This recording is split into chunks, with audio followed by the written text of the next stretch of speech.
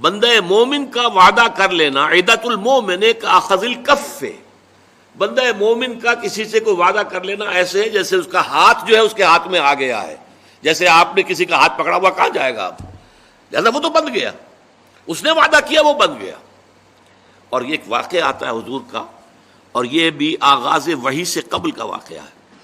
آپ کی زندگی میں امانت اور دیانت جس کی بنا پر الصادق الامین کے خطابات آپ کو ملے تھے اپنے معاشرے سے، آپ کاروباری آدمی تھے نا، تجارت کرتے تھے.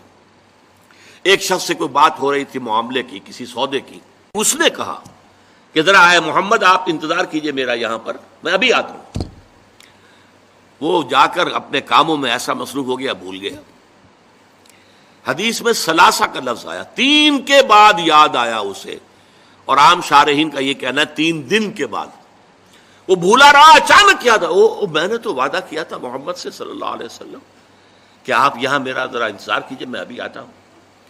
وہ اسی طریقے سے گھبرایا ہوا گیا تو حضور وہیں تشریف فرما تھے. 3 دن اس نے معذرت پیش کی، کہا میں بھول گیا. تو حضور نے فرمایا میں تو اپنے عہد کا بندھا ہوا تھا، میں نے تم سے وعدہ کیا تھا کہ میں یہاں تمہارا انتظار کروں گا، میں کر رہا ہوں. تو یہ ہے اصل میں، اور جیسا کہ قرآن مجید میں اسی سورہ بنی اسرائیل میں آیا ہے ان العہد کان مسئولا، یہ عہد جو ہے اس کی تو اللہ تعالیٰ کیا مسئولیت ہے، جواب دہی ہوگی، پوچھ گچھ ہوگی.